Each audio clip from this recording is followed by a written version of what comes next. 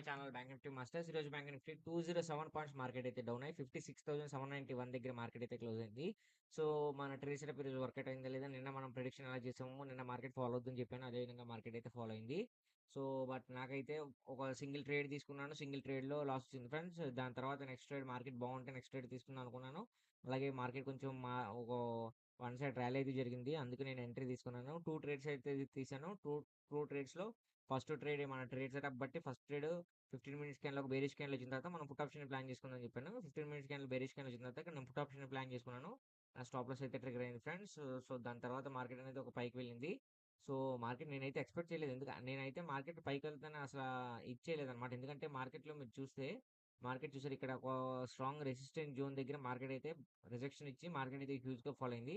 So ఈ rejection zone అనేది మీకు రేపు రేపు మార్కెట్లో ఒక రెసిస్టెంట్ జోన్ కింద పనిచేస్తుంది. సో మార్కెట్ అయితే హ్యూజ్‌గా ఫాల్ అయింది. నాకు ఈ ఈ